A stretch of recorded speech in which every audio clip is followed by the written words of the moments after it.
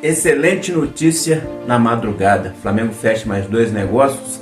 Tite tem 3 reforços aí para o jogo contra o Corinthians. Isso mesmo, tem informação também sobre o estádio aí, né? Terreno do gasômetro acabando de ser rematado. Caixa Econômica aceitando propósito do Flamengo. Tudo isso e muito mais para você. Tô chegando cheio de notícias, cheio de informação importantíssima do nosso Mengão abençoado. Faça seu canal de conexão com o Flamengo, nosso Mengão malvadão, que vai ganhar tudo. Se você põe fé, comenta aí. Fala, meus fofos, vocês estão bom? Eu tô bom. Então sejam todos bem-vindos. Taca o dedo no like, depois se inscreve, não custa nada, é de graça. Você consegue me ajudar? Simples assim. Vou deixar um QR Code na sua tela, você vai apontar o seu celular e vai comprar camisas e acessórios do Flamengo com desconto. Isso mesmo. Meus amigos, a situação é a seguinte. Flamengo aí, né, entre a calada da noite e a madrugada, o que o Flamengo fez? Fechou 2 negócios. Informação aí que foi traga pelo Vene Casagrande a seguinte notícia: o Flamengo oficializa de forma, né, definitiva a venda de Igor Jesus para o Estrela Amadora de Portugal. Como é que foi essa negociação? O negócio é o seguinte: Igor Jesus, na faixa aí de 19 para 20 anos, não estava sendo utilizado pelo Tite, foi muito pouco usado esse ano. Em 17 partidas que ele entrou, conseguiu dar apenas 2 assistências.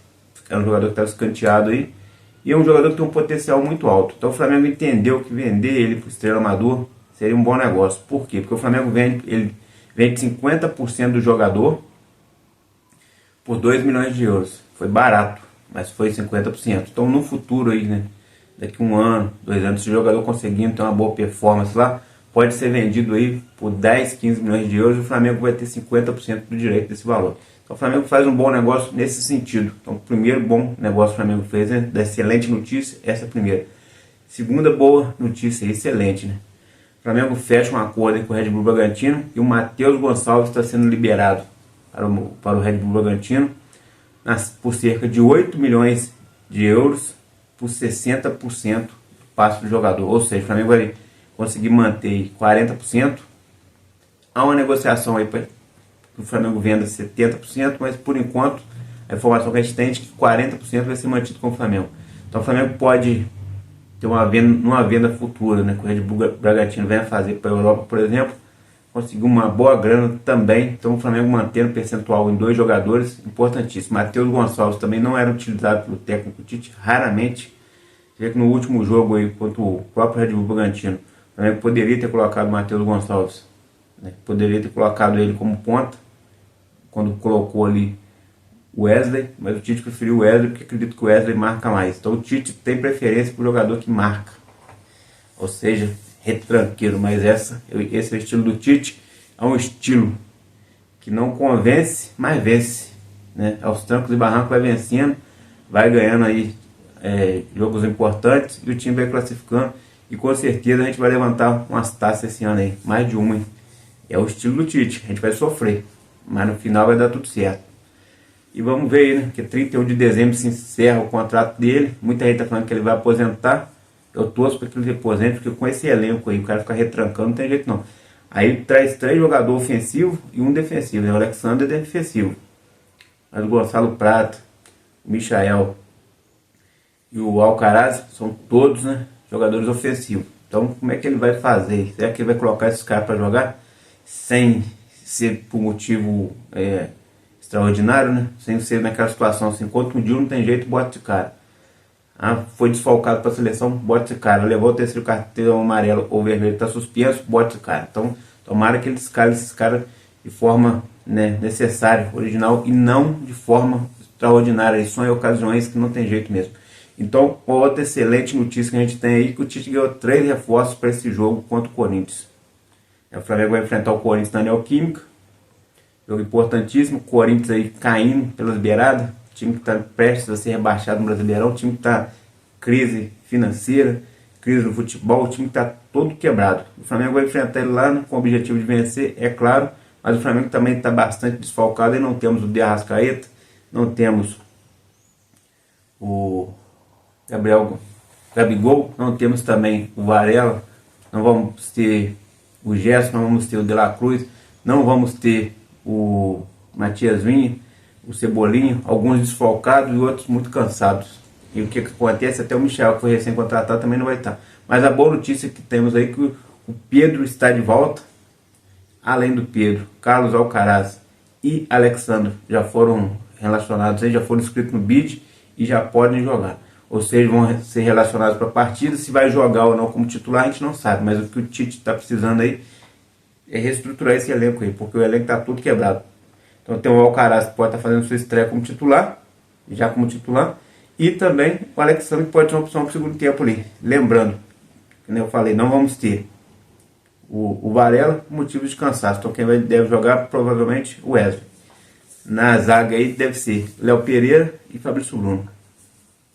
Ainda não é provável a escalação porque o último treino é hoje e o Flamengo viaja à tarde para São Paulo, e aí sim a gente vai trazer a provável escalação. Mas o que a gente sabe é que Pedro está bem, está relacionado, vai para a partida, então é um grande reforço. Alcaraz e Alexandre. Então vamos ver o que vai dar aí. O Flamengo tem que vencer e vencer. Outra boa notícia é que a Caixa tinha entrado com um pedido de suspensão aí, né, do leilão do gasômetro. Só que após reunião aí com o prefeito Eduardo Paes lá no Rio de Janeiro, ela resolveu tirar o processo. O que acontece? O Flamengo foi lá e fez um Pix de 138 milhões de reais, mais uns quebradinhos. A Caixa entendia que o terreno valia na faixa de 400 milhões. Aí foram lá, fizeram um estudo, o terreno valia na faixa aí de uns 180 milhões.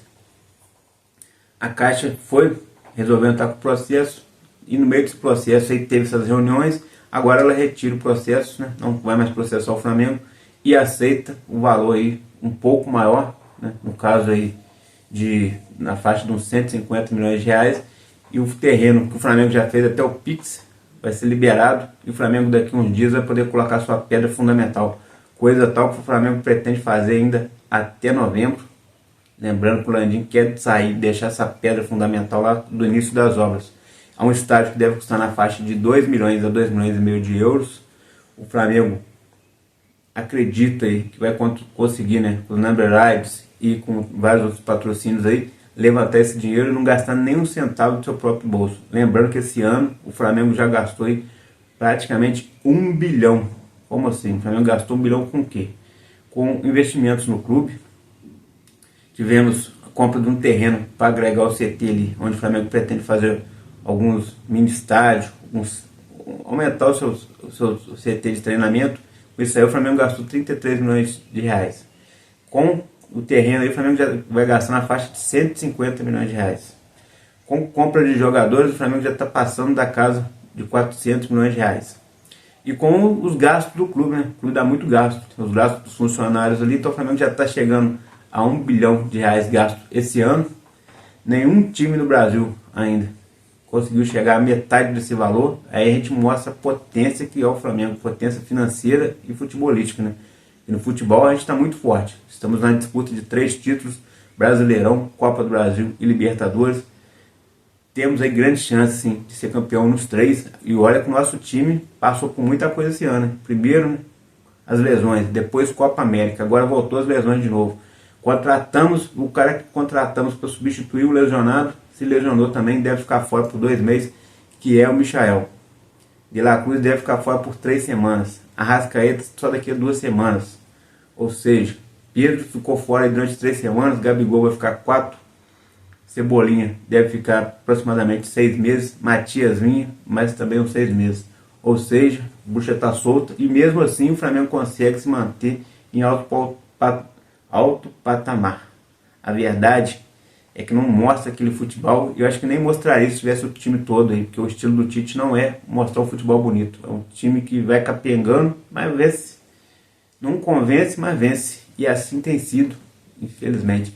Mas vamos acreditar aí, botar fé que o nosso Mengão vai conseguir levantar essas taças, e a gente vai ser muito feliz ainda esse ano. Outro detalhe aí, com a chegada aí, Gonçalo Plata, Alcaraz, Alexandre, que já podem fazer o jogo de volta na Copa do Brasil, provavelmente vão poder jogar. Ou seja, o Flamengo vai jogar agora contra o Corinthians, vai ter a parada da data FIFA, vai ficar 12 dias parado. Quando voltar, o Flamengo já deve voltar com força máxima, entre aspas.